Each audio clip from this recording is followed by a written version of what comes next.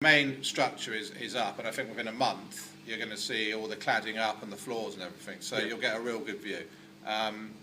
But yeah, the intention is to get as many boxes in as we can, and as many seats. So obviously with that being the case, you don't know how many seats are going to be in there. We don't know until we but what will happen is we'll make sure the seats are in for the first game of the season, so fans will be able to sit in the seats, they just won't be able to probably use certain facilities, but I mean that's by the by. In fact, it's it's sort of there is the main thing. And obviously behind the scenes, there bars and things like that, concourse. And what is actually going to be behind? There's going to be, down on the ground floor there'll be your usual concourse with your sort of bar and your kiosks and your toilets.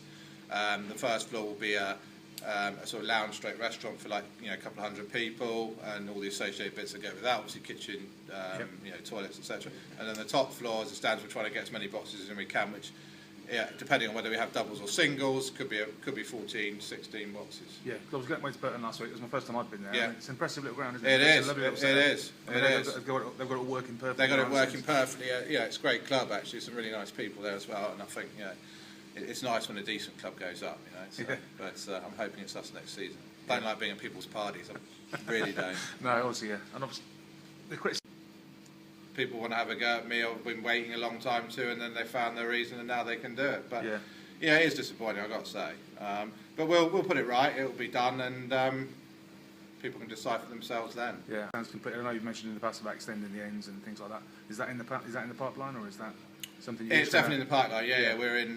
We're not in discussions with Buckingham. We're about to start discussions with them on, what's the best way of getting some more seating in, most cost-effective way.